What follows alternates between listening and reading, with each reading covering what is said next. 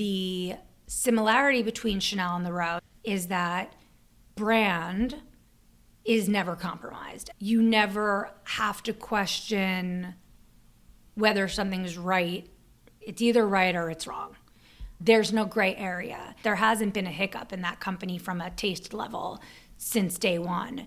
And the same is true of legacy brands. Chanel has always been Chanel, and the Row has always been the Row. When you are so dedicated and so clear on your brand, you win.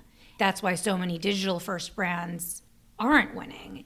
They are way too focused on algorithms and trends, and they get really far away from why they started. Welcome back to The Materialist. I am Mark Bridge, the founder and CEO of At Present, Matchmaker to Extraordinary Jewelry, and I am your host. Today I have the pleasure of sitting with Ruthie Friedlander, media, digital entrepreneur, creative director, all-around interesting intersectional person, and delighted to chat with you about a variety of things. Thank you for being here. Thank you for having me.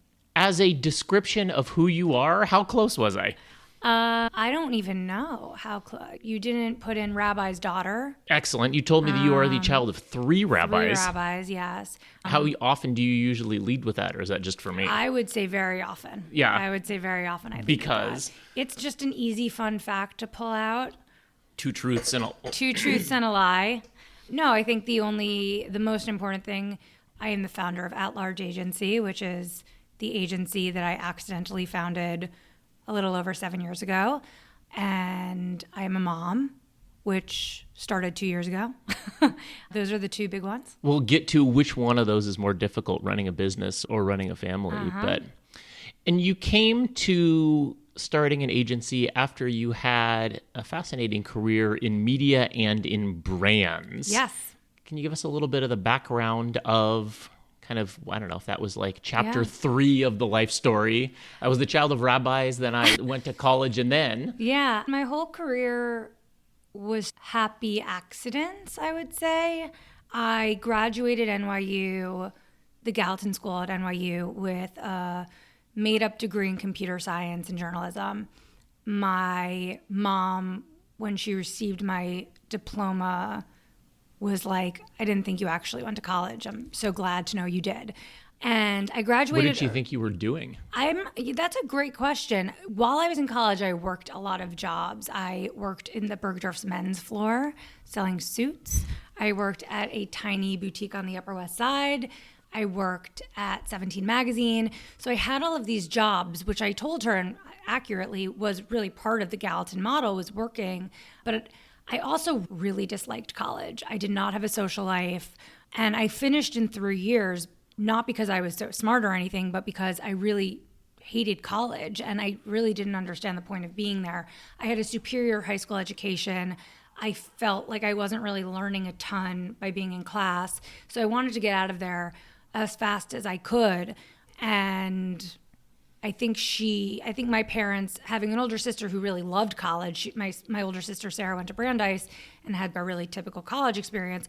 I think they were very confused by my desire to get out so quickly.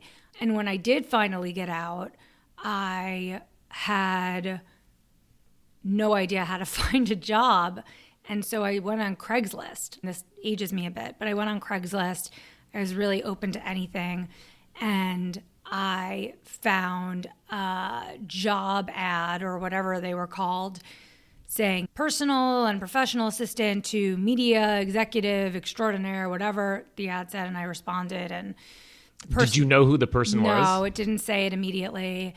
And I got a response like probably a day later asking me to meet them at a coffee shop in the West Village, which I did. And met this like lovely girl who revealed that the job was to be Dan Abrams' assistant. And for those who don't know, Dan was the president of MSNBC. He was a big news anchor, still is a news anchor, a legal correspondent, and he was looking for a new assistant. This girl was doing pre-interviews, and I left that interview, and she called me 20 minutes later as I was walking home, asking me to come back to meet Dan. And I called my mom and I was like, so this is happening. And she's like, you are being scammed. Do not go back. Step one, Craigslist ad. Step two, random girl in the West Village. Girl, like courting you to meet some dude. Do not go. I went back. It really You're being screened for something. Literally, it really was Dan Abrams. I got the job and I started, I think 3 days later or something. And that was the start of my career. We worked out of his apartment at the beginning. He was starting a suite of media sites called Mediaite at the time. He was leaving MSNBC, so my role really spanned everything from helping start these websites to helping him take care of his beautiful apartment and everything that a personal assistant does that we don't talk about. Without dating yourself precisely, give us an era just for internet time. Early where aughts. in the sort of Early like aughts.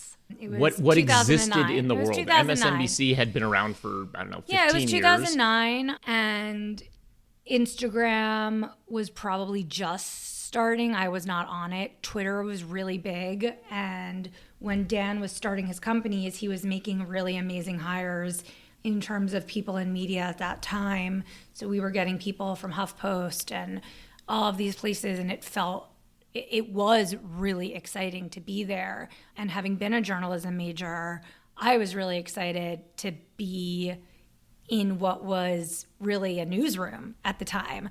And it started around his dining room table, and then we got an office, and I got to grow with it, and my role grew. And eventually Dan did what the best and most generous thing that any boss could do to an assistant after a couple of years of working, which is to say, you fulfilled your duties, what do you want to do now?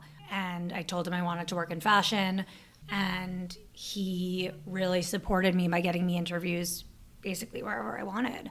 And it was up to me to do the work from there, but I ultimately got an interview at Chanel, and I met the woman who would become my mentor and got hired. At the time, there was no digital position at Chanel. They had a website, it was based out of Paris. They certainly were not on Instagram, very minimal Facebook presence.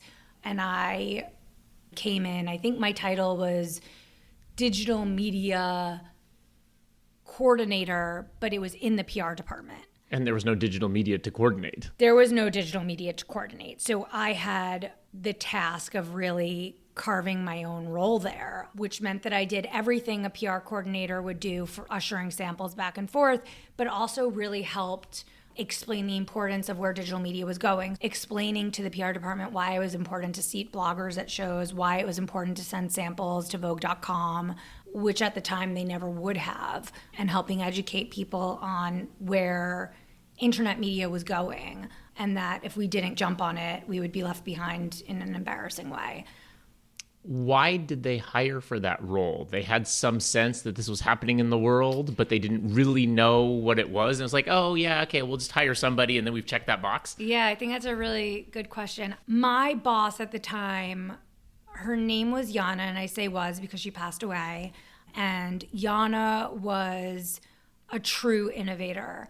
And I would say that whole department at Chanel, many of whom are still there, are some of the smartest women I've ever worked with. And while it's a company that is rich in history and moves slowly because it's a legacy brand, there's no shortage of innovative ideas that come out of it. And I think that Yana very much saw what was happening online at other companies and wanted to make sure that there was someone who was at least bringing these ideas up.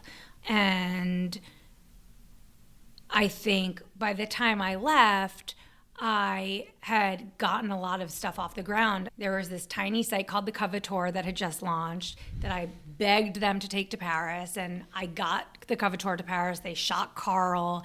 They shot Coco Chanel's apartment. And at the time, that was like completely unheard of for them to let anybody do that kind of stuff that wasn't a print editor. And I was really proud of the fact that I brought those ideas forth, and I was really grateful for Yana and the rest of the team at Chanel that they trusted me with those ideas. And we sat bloggers, we got fashionistas into the show, and we gave stories to people who otherwise would have been completely shut out of a legacy house. So yeah, I think that they did see that there was something going on and needed something. I think the US has always been a little bit more forward thinking in that regard. And so you go from the quintessential heritage brand Yes. to the opposite of that. So Yana, my mentor, left Chanel, and I couldn't really imagine not working for Yana. And in a somewhat naive, somewhat sophomoric move, I left with her. With that said, I left to go to the row. So it wasn't like I was making a move that was completely nonsensical. I was going to work for... So the person whose first job was at a dining room table. I know. I was going to work for arguably another version of the best brand in the world. And the opportunity was huge. Barely had a website. They did not have any social media. Tiny company. And I don't think it's lost on anybody who grew up in the 80s how magical of an idea it is to get to work for Ashley and Mary-Kate Olsen. And so I was super excited. And my role there, too, was very vague. I was the digital hire. And so that meant anything having to do with a computer. And that had its pros and it had its cons. But getting to work around two founders who were so deeply involved and so deeply invested in quality and fabric and the art of what it meant to create clothing was a learning experience that I would not have gotten anywhere else. And I don't think many American brands can attest to that. The way that... How big is this business at the time? I think there were probably 25 people. It was separated on 2 floors. And the floor that I was on was probably like 10 people. And then the design floor was a little more. But all the fabric was there. Everything was made there. We would be in the office and like rolls and rolls of double-faced cashmere would be brought in or stretch satin would be brought in. And we would see it. And it was just something that I never, working in fashion, especially on the digital side, you're very far away from the product. So getting to be that close particularly to the product, when you're an American marketing department for exactly. a Parisian couturier. Yes. And so getting to be that close to it made me feel much more invested in what I was doing. And when we were thinking about digital and when I was listening to some of the concerns about being in the digital space from the people there, I understood their concerns a lot more deeply because I understood the nuance about how do we make how special what we're creating translate online. And the truth is, and I'm sure you feel this way with jewelry, it's really hard. Like it doesn't translate one-to-one. You're never going to get the smell or the touch of what you're creating online. There's going to be something lost. So my goal has always been, how do we lose the least amount? And what do we do with copy to make up for what we're losing in touch? Why did that brand work? Why did that capture the zeitgeist? Obviously, there's the product question, but you could imagine that a celebrity-driven brand like that, if it were built by anyone else, would have had a completely different trajectory. It was like so nonsensical that thing B came from Group A. Yeah, I think... Surprising, maybe more than nonsensical. Yeah, I think that they were so adamant on it not being a celebrity-driven brand. I think if you look at the press that the row has gotten, you won't find a lot of it. You certainly can probably count on maybe only one hand how many pieces of press Ashley and Mary-Kate themselves have done on the brand, interviews they have done on the brand. And that's not a mistake. That's intentional. And the similarity between Chanel and the row that I feel so blessed that I was able to see is that brand is never compromised at either of these places. It is never swayed from. So at the row, you never have to question whether something's right or right. It's either right or it's wrong. There's no gray area. And that has been the truth since they launched. There hasn't been a hiccup in that company from a taste level since day one. And the same is true of legacy brands. When you look at it, it's like Chanel has always been Chanel and the row has always been the row. And I think that when you are so dedicated and so clear on your brand, you win. And I think that's why so many digital first brands aren't winning, is because they are way too focused on algorithms and trends, and they get really far away from why they started. And not to give myself a little bit of a moment, as an agency, we turn away a lot of clients because we aren't an algorithm best practices agency. I don't really believe in using best practice. I believe in showing you what a best practice is and reminding you what your brand is, and then coming to the table and figuring out what the best decision for you is. Could you concretize that? What does that mean in practice? Sure. So if you're launching an Instagram for your brand, or if you want to talk about your Instagram, I have an agency and I hate them and they're creating content and it's not performing, so can I hire you to do my Instagram? My answer is, if you want to know what does well on Instagram, you can go to ChatGPT and ask what will do well for a multi-vendor jewelry Instagram. You do not need to pay someone thousands of dollars a month to tell you that.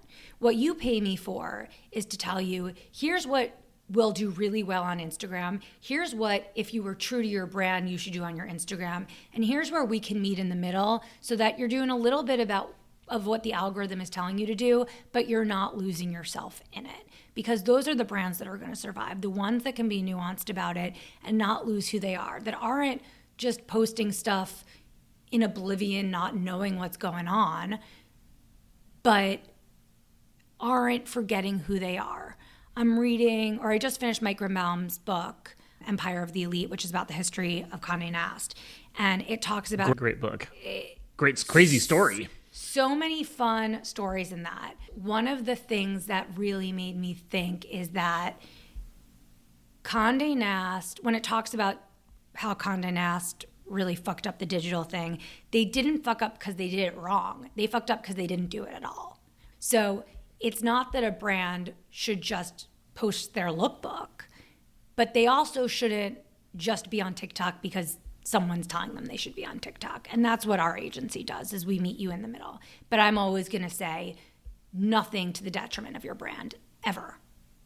If you are the chief of staff to sign Newhouse in, I don't know what year, it could have gone a different direction, 2012, 2016. Probably earlier, but yeah. At some point you have to start, right? The Yeah. best time to plant a tree was 10 years ago, and the second best time is today. What do you tell them? What would have been the right approach there? First and foremost, to buy the domains of your magazines. Yeah, that was mind-boggling. It was crazy that he wouldn't allow the magazines. He was so adamant, for those of you who haven't read the book, he was so adamant that the websites and the magazines have different names so that it wasn't cannibalizing each other's audiences, which was just... Let's say you've spent 100 years building a brand equity. You probably should start from scratch. I know. So that to me is like low-hanging fruit. But I'm a firm believer in hiring people that are smarter than me. So I think by the time Condé was ready to start digital, I would have just poached everyone from Hearst. Because as somebody who was working at Hearst at that time, what was going on digitally was maniacal and insane, but it was working. What was that? What were the insane maniacal things? So I worked under Troy Young, who was a really tough guy to work for, but he had a lot of ideas and he tested a lot of things and a lot of them worked. And in a industry that was so afraid of change, he made it feel really safe to try new things. And that felt really exciting. And I feel like my skill when I was at Elle was being able to speak print but perform digitally. And when I was deputy editor at Elle.com, that's really what I did, was I tried to explain to the print team, this is how the magazine should live online, this is what needs to be tweaked to be online. And I had the most amazing experience getting to work for Robbie Myers, arguably one of the chicest editor-in-chiefs of all time. And she really got it. She understood. I don't think she was thrilled, but like she understood she needed to like make shifts. And like we put almost the full magazine online. We changed the headlines, but used the same text. And I think that it was a time where there were so many smart editorial people working in digital who are now all editor-in-chiefs. When I was at Elle, it was Sally Holmes, Nikki Oganaki, Julie Schott, the founder of Starface, Danielle Prescott, who's a best-selling author, Leah Chernikoff, who is at Harper's Bazaar now. Like, it was an A-list team. And if Condé had poached even one of them, I think they would have been in better shape. Did Hearst have a better outcome as a result of all of this? Certainly from a traffic perspective, from an ad sales perspective. But I think that that Mike's book does position it correctly. Like, we were always, one of my favorite lines that Robbie Myers ever gave was on an episode of The City. Do you remember that show? No. It was the follow-up show to Laguna Beach. Okay. Lauren Conrad, Olivia Palermo, Whitney Port. She said there are workhorses and there are show ponies. Hearst was definitely the workhorse. We were definitely not the show ponies. Yeah. And so in that regard, we didn't have it better, but we had it better in terms of performance and ad rev. And maybe the takeaway that I got from that book was, like, Condé was never a good business. It was very lucky to have a rich brother who was willing to fund a glamorous lifestyle for both the family and for everybody that was involved. If you're looking at, okay, there was a glory days of magazines. There's a glory days of magazines because suburban print newspapers used to have great classified ads. Correct. I don't know. There's like the interesting linkage there that I'm not sure that Condé ever paid for itself, or that anybody who wasn't the editors certainly felt like they were making money. The company. That the company was making money. Yeah. And I saw Hearst editors were never like driving around in black cars other than during Fashion Week. Yeah. We certainly knew what our budgets were. I saw just, last week or the week before, ad pages in the September Vogue over the last 10 years. Yeah. So clearly if you're selling 500 pages of ads, there's a decent enough business there. But yeah, I also think when you fire all your editors or when you lay off all your editors, you're going to lose some pages. Yeah, I think that's right.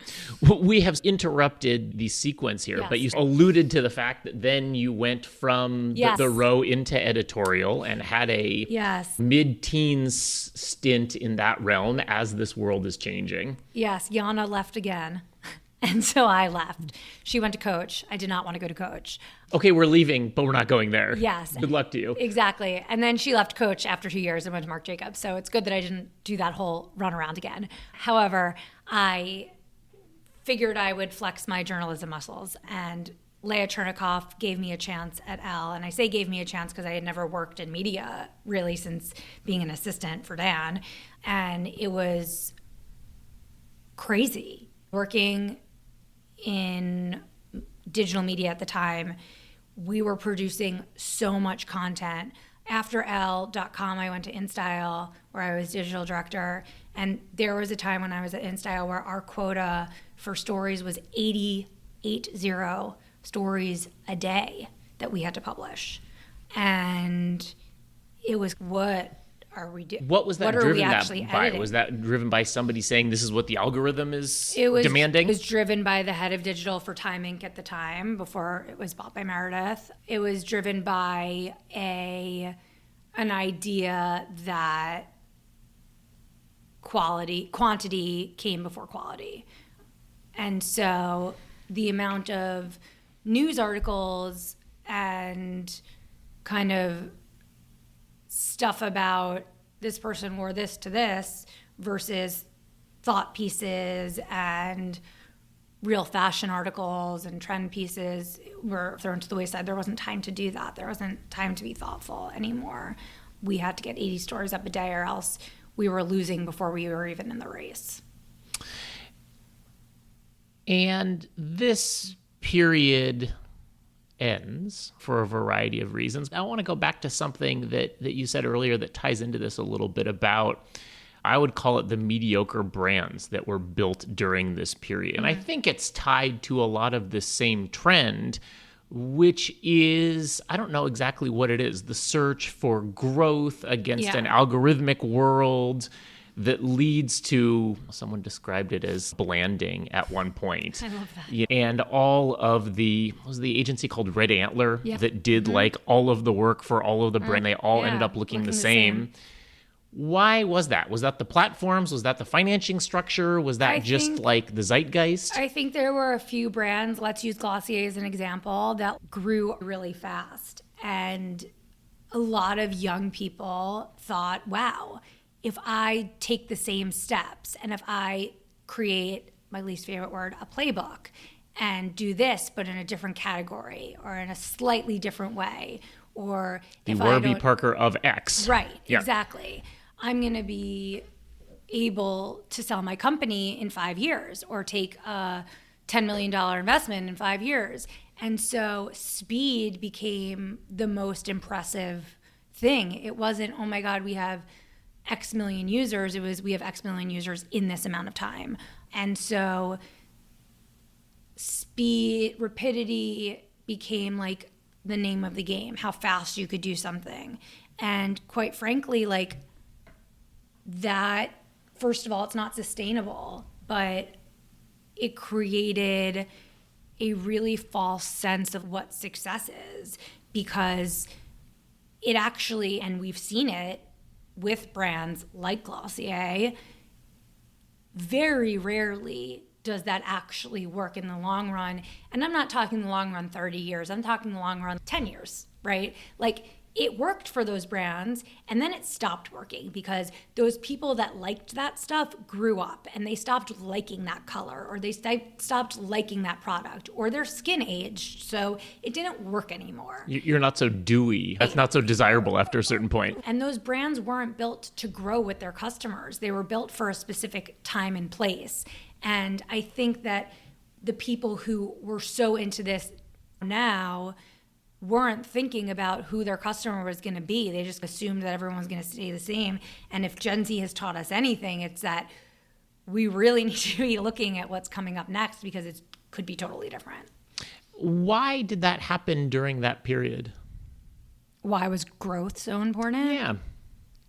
I think because the internet allowed a democratization of people being able to start brands, and there was much more noise. In the 90s, in the early 2000s, you couldn't just start a brand, right? You had to have capital. You had to have experience in developing in order to build a website. In 2010, you go on Squarespace or Shopify, prop up something and sell it. Like you didn't have to have any experience in anything. So the noise was so loud. So unless you were bigger and faster, no one could find you. Yeah. And what happened? Everyone burnt out. Yeah. I certainly did. And it stopped working, right? Like the sites were producing all of this content and it wasn't working. Advertisers weren't happy and the editors burnt out and the money went away. And they all, at least from an editorial perspective, all of the big media companies verticalized, meaning they no longer had editors for each publication. They just had a fashion editor. And I lost my job. So I was burnt out and jobless, which is great, which is a great place to be when you're 30. So you get up and look around. I did not get up and look around. I laid down and cried for a very long time. And I seeded tons of text messages and DMs from, I'll tell you this, there's a lot that's right about the Devil Wears Prada and the archetype of fashion people, but what I learned after getting laid off is that there is a strong community, that maybe we are trauma bonded or maybe we're connected for bad reasons, but we are connected. So when I got laid off, I felt so grateful because within 48 hours, I had probably 30 messages between emails, texts of people who were like, hey, we have a freelance gig. It's not a lot of money, but do you want to come help? Pinch hit. Will you do this? Will you write this? And that's what I did.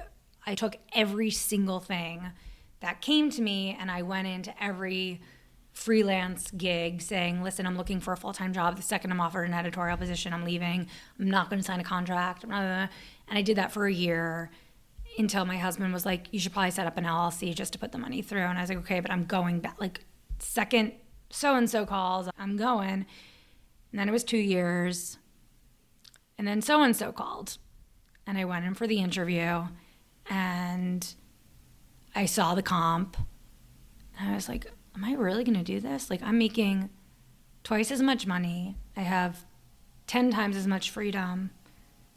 I don't really know what I'm doing. I'm doing everything. But what this job, being the digital director of the magazine, is not what it was in 2010. And I don't think I'm going to do this. And I didn't continue the interview process. And that was when I knew that my agency was going to be a thing. And soon after that, I made my first hire. The paradigm had shifted. Yeah. This is, I think, at the same time that you're dealing with other sort of personal reckonings and starting other things. Are these two things related? Yeah. Me being burnt out came with a lot of physical reckonings, as you said. I had been struggling with a really nasty eating disorder, and I always say fashion did not give me an eating disorder, but it certainly did not help. And that eating disorder got progressively worse over time, and the longer it went without treatment, the more serious it affected my health. As somebody who was entering my 30s and thinking about things like kids, it became more and more essential that I address it. I started a nonprofit called The Chain with my co-founder, Christina Grasso, who's an influencer and content creator, and we were working with women in fashion who were struggling with eating disorders. I was looking at what the reality of going back in-house would look like for me. Didn't really seem like the healthiest idea. Being around so much toxicity, being around a culture that normalizes skipping lunch as having so much work to do, and that's a sign of being successful.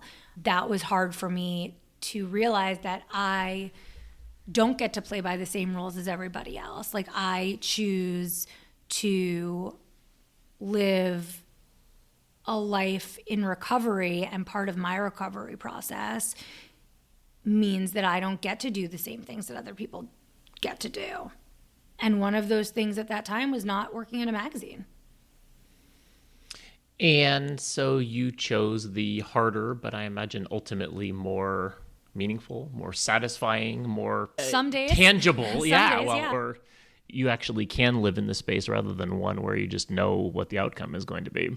Yeah, and that's not to say that there aren't moments. I'm on set a lot in my job, and we have to talk to clients a lot about what choices they make when it comes to models and when it comes to culture. And I have to bring food into set when other people aren't eating, and that's not comfortable. I still, every single day, have to navigate this, but I'm navigating it around my company, and I get to make those decisions, and I get to explain to the people that work for me that health is a priority. And that's something that was never told to me. Even when I was in great work situations with terrific bosses, the idea that you could go to therapy, even if it was during work hours, or go to a doctor's appointment because you weren't feeling well, or stay home from work because you were actually sick, that was not something that was ever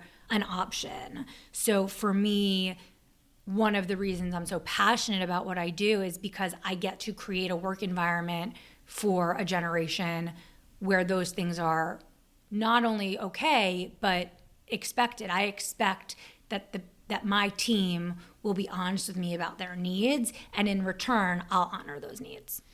And do you feel like the culture has made any progress, or are you still the... No, I don't.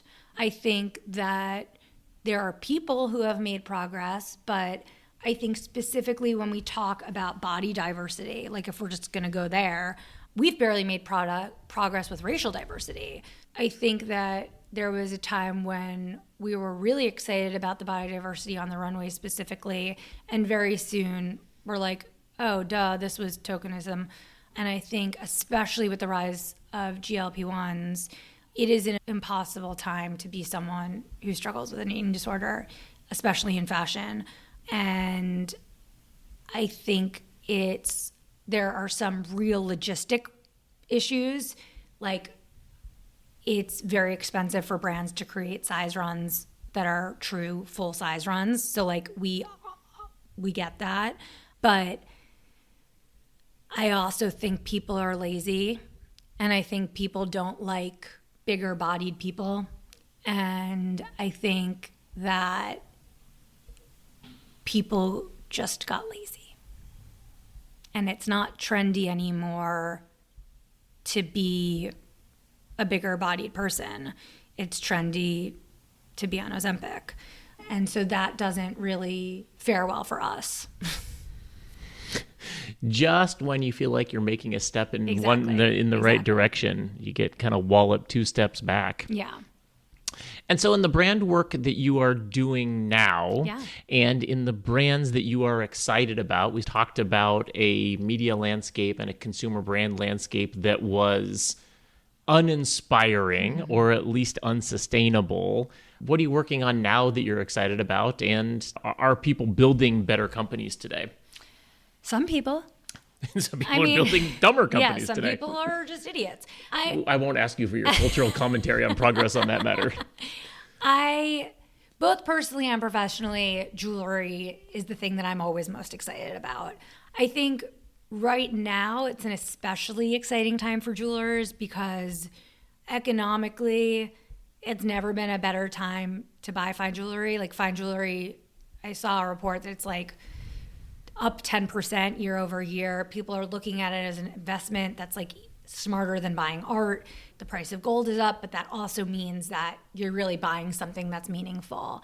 I'm really excited by the fine jewelry designers that I'm working with and just what is going on in fine jewelry right now. I love having the natural diamond, lab diamond conversation. And then there are just some jewelry designers that I just can't stop looking at and buying and loving. Beck is one of the jewelry designers that I'm just, everything that I see that she does, I don't work with her through the agency, but I have met her through some of the work I've done, and the ring I'm wearing is by her, the necklace I'm wearing is by her. And one of the things that I love is that her whole concept is playing with this tension between the insanity that is New York City and the amazing magical life that she had growing up in Curacao. And I oftentimes feel like I have this pressure of wanting to live at the beach, but being such a New Yorker, I was born and raised here. So her whole story, which is so integral when you're doing fine jewelry, is so deeply meaningful to me. And even when I look at this ring, which like reminds me of the color of water and is called the ripple ring, it like calms me down. It's like fine jewelry that like actually makes me feel something. So I'm really excited about Beck. But in general, fine jewelry, Nordstrom has just relaunched a whole fine jewelry hall. And I think it's cool to think that retailer like Nordstrom is investing so much in fine jewelry, because that to me is a sign, because the Nordstrom customer is the American shopper. And my client Muse has a shop and shop there, a concession there. And it's been so exciting to see how many people have come in to buy fine jewelry and like really exceptional pieces of fine jewelry. And it excites me that people are spending and understand how powerful owning something like that can be. You mentioned how much, I think you said you like the conversation about the natural versus lab-grown diamonds. We met through our mutual friend, Sam Brokma, who is the editor-in-chief of the Only Natural Who's Diamonds. Who's now not going to be my best friend, but yeah. Well, it's a conversation that I am fascinated about because I don't really know what to make of it. The more I poke at it, I think the less certain I am. So I'm curious how you look at that dichotomy, or is it a dichotomy? No, listen, I think anybody who sits there and is, they're the same thing, there's no difference at all. I don't believe that. I mean, chemically, there's no difference. That's true. But I will always look at natural diamonds and lab diamonds differently from a spiritual perspective. I will say the pricing I don't get yet. That part but numbers have never been my thing. What I love about Lab is it allows me to buy jewelry that I otherwise would never be able to buy. I think that anything that lets people experience art, let's call it jewelry for the sake of this conversation, in a more grand way is a good thing. I would never be able to wear a charm this size if it was a natural diamond. Could I wait until I'm a billionaire? Sure. But I also like it. It's fun to wear. And I think there is something in between. And I don't treat it like costume jewelry. And I think that But do you treat it differently than, is there another category? Yeah, I think there's another category, but I don't think it's a lesser category. I just think it's different. What are the spiritual differences? You use that term like, all right, these Yeah. might be chemically identical, but I don't think they are spiritually the same. What is the spiritual difference? Coming from the earth, not coming from the earth, having a backstory. Most of the diamonds that I buy, honestly, with the exception of my engagement ring, are vintage antique diamonds. So when I'm shopping for vintage and antique, I'm thinking a lot about the person that wore this before me and the story and where did this live and the provenance of it. When I'm looking at Lab, I'm not thinking about any of that. I'm thinking about the design and the size and how does this look on me, which is very different. Like all of the diamonds that I'm wearing today that are the only Lab I'm wearing is this necklace, but like all of these pieces have so many stories behind them. Like it was a birthday present, or this reminded me of my grandmother's thing and I saw it at this vintage shop. So I think that's the difference, is like one is deeply rooted in emotion and the other is an amazing purchase. Where does storytelling live in the customer journey? You talked about, all right, I love this Beck piece because I love the designer, I love her history, I understand, I love the way that this make me feel. If I am a marketer, do I start with that, or do I start with, ooh, this is pretty, or ooh, I like admire you wearing this? Is that the right way of thinking about it? Is there a hierarchy of messaging? It totally depends on what your product is. For the brands that I work with, it all starts with storytelling. But I'm also not selling diamond studs. All of the brands that I work with are story first brands. That's what I'm good at.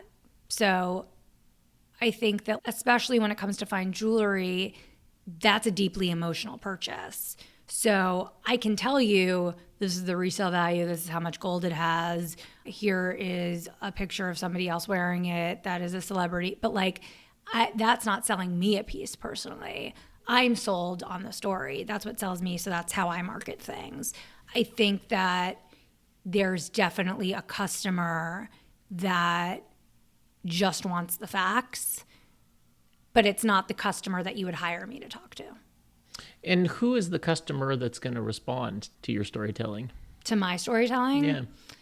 Somebody that probably needs a couple of months before they make a purchase, someone who's thoughtful, somebody who does not have an endless amount of income, but is ready to make their third or fourth big purchase, somebody who cares about being a little different from the people around them, having something a little different from the people around them, but not in a kooky way.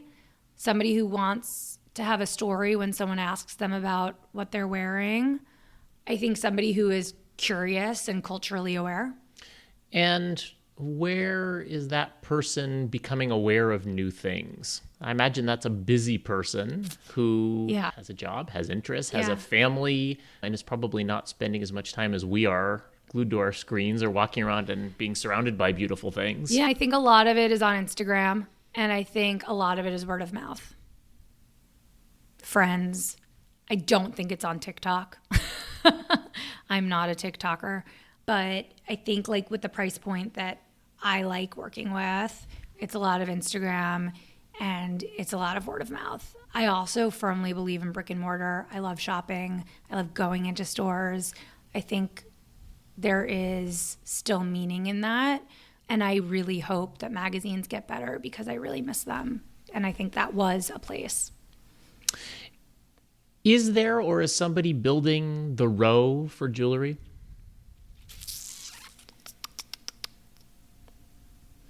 That's a really good question. It's a really good question because the jewelry that the row likes and that Ashley and Mary Kate is the antithesis of the row. So like the row has De Vera in their store, which is extremely ornate, very over the top, vintage versus like the basics. I mean, I don't know. I'm curious to get your take on this because I was having a conversation yesterday with Diana Pearl from Business of Fashion. Yeah, she worked with me. Oh, cool. Yeah. And was saying she's working on a story about, she was using the term over-accessorizing, which I think is, I don't know, pejorative. But the idea that fashion has become very minimal, but jewelry has gone the opposite way. Yes. And people are stacking and they're layering and it's like very... I don't know. I was just thinking about that as you're talking about, all right, here's a row look with very ornate jewelry. Yeah. I mean, kind of the moment that we're in. not to make it all about them, but that's what Ashley and Mary Kate do. They've always done that. It's always been minimal dressing, over accessorizing. And when you go on TikTok and Instagram, it's all about like how to dress like Ashley and Mary Kate Olsen. That's why you hate TikTok. No, I just hate TikTok because it makes me feel bad about myself. It makes me spend money. So I guess it works. Yeah, I think that's definitely the trend right now. And I definitely started dressing that way when I worked for them because they're the chicest people in the world. Yeah. So why not? I'm curious about the shape of the market in fashion versus in jewelry. There are very few jewelry designers or brands of scale. And it feels like in fashion, it's very difficult to be a brand, whatever the opposite is of scale, of not scale, of whatever. Is that a production question? Is that it is so insanely expensive to have a fine jewelry brand.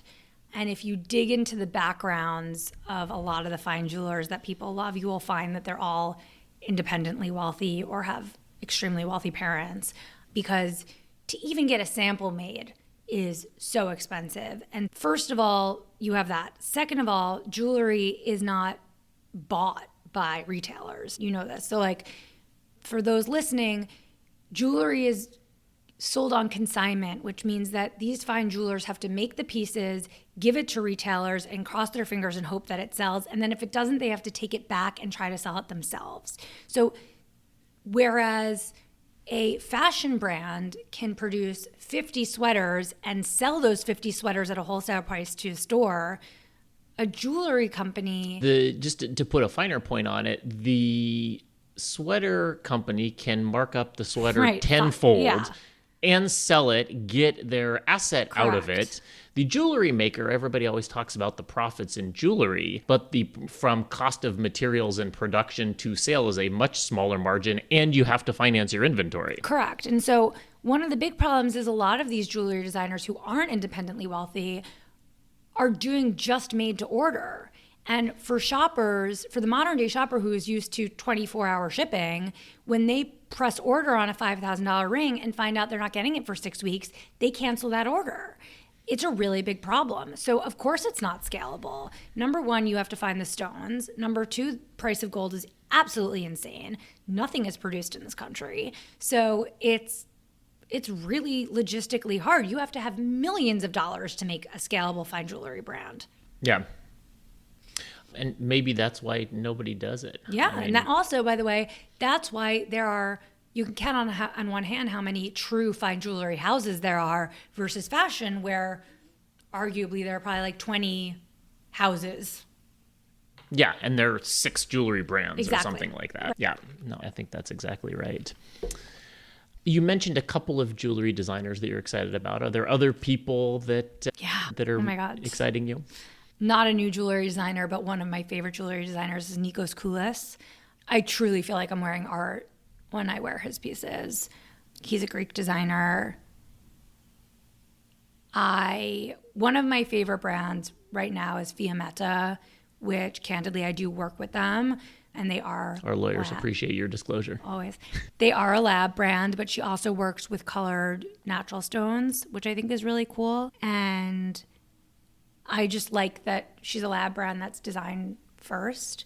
That's where my pendant is from. I don't want to keep banging on this, but I am please do. fascinated by that you offer that as a disclaimer, that like somehow that is something that is after going through, all right, the cool thing about lab-grown diamonds is we get to be design forward. And you say, here's this amazing designer. Oh, but they're using lab-grown diamonds. There still feels like there's a tension there. Because I work in jewelry and I know that there's tension. Yeah. I feel like it's important. Yeah. I also think when people see the sides of my necklace, they think I'm like a billionaire. So Yeah. I have to tell them I'm not. Yeah. Particularly people on the subway who are like giving you side eye. Yes. So Fiammetta, Nikos, Beck. Who else am I excited by? 10,000 Things has like forever been one of my favorite jewelry brands. It was the first gift my husband ever gave me, was an Inez and Vanud collab that 10,000 Things did. I think that it's so cool that they're both self-made, and I think that they create pieces that are so incredibly beautiful, and it feels like you discovered it, even though so many people know what it is. So they're really great. If they came to you and said, we want this to be a business that is known more widely, what would you tell them? I would tell them that they need to fix their Instagram. I would tell them to And I know a girl. I would tell them to hire me. I was going to say, that's one I imagine you could get behind. Yeah, I would tell them digital marketing. Like, they need to do digital marketing. I don't think that they need to go crazy. They have amazing celebrities that love them organically, and I think that they've grown organically. I think that they just could be a little more active on social. Yeah. I'm curious, there were a couple of breakout brands a generation and a half ago. I think about David Yurman, I guess, is really the only one. John Hardy of exists, I don't know, a step or a step and a half below them. But for brands that really infiltrated the awareness of the American or the global consumer, that's like really the only one in the last, 40 years that's done it. And I don't know, to me, that's surprising. Yeah, I'm trying to think if I can think of another one, but I can't. The fancy houses obviously grew a lot. Yeah. If you think about it, I think people are always surprised to realize that 50 years ago, Cartier had 3 stores. And I think that the fancy houses also, over the last 20 years, invested a lot to create lower price point items. And I think that allowed them to get bigger because there's only so much nobility. It entered like the bat mitzvah gift market. Like you didn't have to get a love bracelet to have something from Cartier. And Tiffany's, it's the same. Like you could buy a pair of sunglasses there now. So I think that I think the need isn't there. And I think it's so hard to start a fine jewelry brand. But it is, I've never really thought about it in that way. It is nuts. There's like these big contemporary brands that have gone huge. Pandora, I suppose. Like the Alex and Ani type things. But there's not Yurman and Hardy. That's kind of it. And even though it's interesting because I was talking to someone who works with me, and she's like, have you ever heard of this brand, John Hardy? And she's 10 years younger than me. So it's not even that. And she's like with it and knows shit. It's not that zeitgeisty. But it also went away for a long time. And Yeah. I think they had some multiple parents that cycled through ownership. Yeah, it's interesting. And I can't even think of someone who almost got there. Maybe I'll make it. Let's do it. Let's leave it at that for now. I can talk to you for the rest of the day, and I have 100,000 more questions. But thank you. Thank you. Appreciate the conversation and the insight. And if people want to find you in the ethosphere, Ruthie Frieds on Instagram or @large agency on Instagram. And it's the @ sign and also the word @ we share an brand name. Exactly. That just occurred to me. And definitely not on TikTok for your dance moves. Find somebody other than Ruthie. Yeah. Thank you. Thank you. That's it for this episode of The Materialist. If you like what you heard, please like, Rate and subscribe to The Materialist wherever you get your podcasts. The Materialist is a presentation of At Present, matchmaker to extraordinary jewelry. We'll see you next time.